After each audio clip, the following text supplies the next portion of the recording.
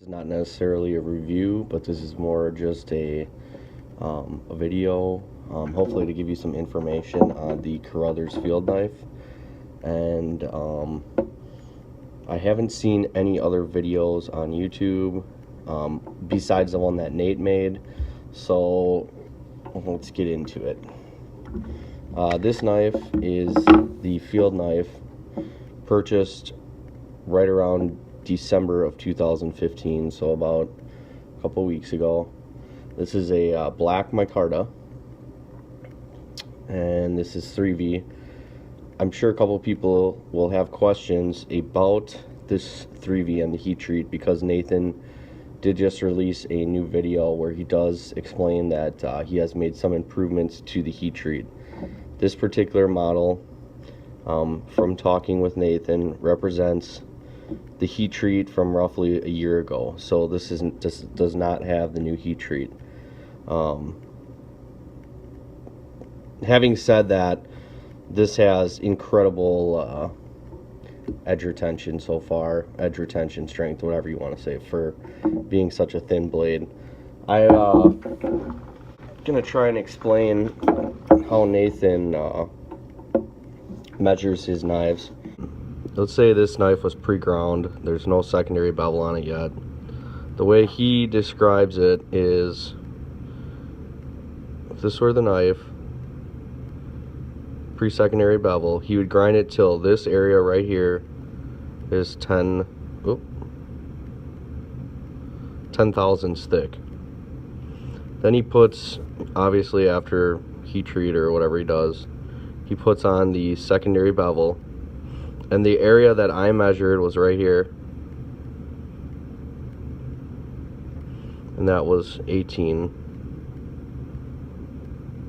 thousandths. And I believe he's using a 20 degrees per side on this knife. So that's kind of his geometry explained. So when he says 10 thousandths, it's 10 thousandths at the flat pre-secondary bevel, and then basically 18 thousandths here. All right, thickness right where the reflection stops of around 18 thousandths. To give you some idea, this Lion Steel TRE is right around 24 thousandths, and this is one of the absolute thinnest knives that I have. It's a William Henry E10, and this knife is actually like 20 thousandths thick right here, and this has like a 15 thousandths shoulder. So this fixed blade falls in between my thinnest ground blade period and a Lion Steel TRE. Alright, I'm not going to do much testing with this. I'm just, basically, this is to explain it, give you a better look at the knife. I don't have huge hands, and the handle is extremely comfortable. The jimping is perfect. I have absolutely zero complaints about this knife, and I am extremely impressed for the price, the quality that you get. I'm not a huge fan of the sheath. It is good. It's not bad. I'm kind of spoiled having a friend that does Kydex there. All right, let's get back to the knife. Little info: this knife was designed by a guy named Lorraine. I'm going to put the link to his channel below. He's basically a Canadian guy that does design work, from what I can tell. The machining is done by Nathan Carruthers, otherwise known as Nathan the Machinist. From what I can tell, he's a machinist by day and then a knife maker and fabricator, or machinist by night also. I believe this is one of his knives that is basically 100% machined. It has an attachment that he's able to flatten the blade out this way. It's then, I believe, heat treated and then stone washed. And I believe that he puts these emblems in after with a ball mill, but I don't know that for sure. As you can see, it has the 3V stamping.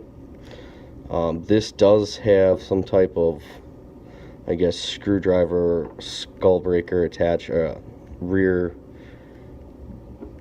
end at the pommel. I wasn't sure how I'd like this, and I thought it would get in the way, but it really doesn't. I guess in the end, I have quite a few knives, and if I were to give you a quick explanation where this knife falls into, I would call this a hard use EDC, gentleman's EDC. The blade's pretty much 4 1/4 in length, cutting edge, and it's about 10 inches overall, and it weighed exactly 8 ounces on my scale.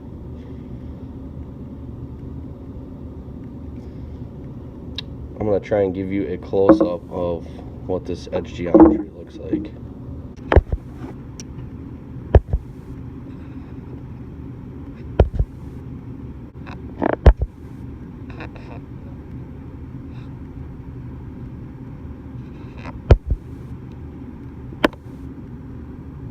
Again, the field knife was on the right. So in the end, I would say this is a fantastic knife. I'm actually going to do some outdoor use with it, which I have already, but I haven't recorded it. But I'll probably do kind of a follow-up knife in use video. But there it is, super knife. I think I paid 225 bucks shipped. If you can snag one of these on Blade Forums, highly recommended. Quick note about the sheath for you people that are like retention junkies that like a ton of retention. It doesn't really have a ton. The knife's definitely not going to slip out. One thing I was a little disappointed in was I was hoping the distance between these holes would fit a tech lock or some of the aftermarket attachments, but it isn't from what I can tell. So it kind of seems like you're stuck with making your own attachment or drilling a new hole, which isn't a big deal. If I could just take a second, I want to show you how well this cuts. So I'm going to take the thinnest blade that I have. This is that William Henry E10E.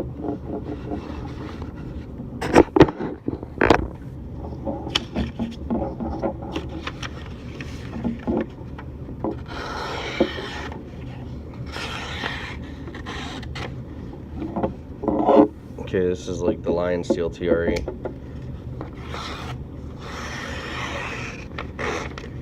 Again, all these blades I would say have about the same amount of use. In fact, this probably has the most actual hard use.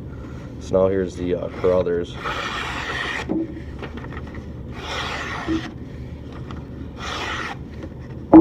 So I mean, it cuts like a folder with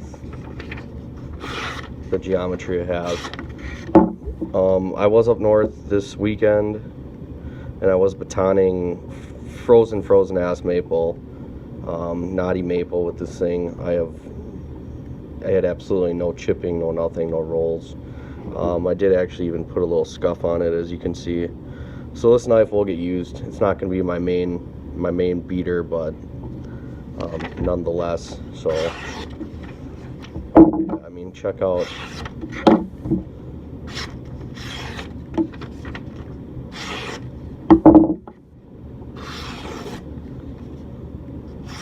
Honestly, this thing doesn't even cut as nice as this.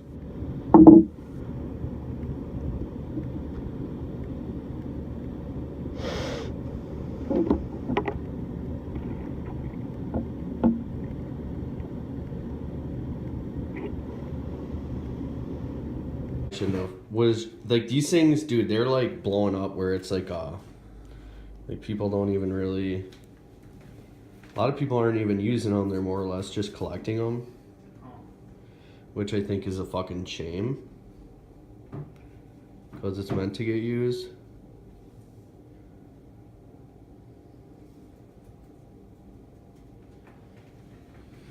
Wow, yeah.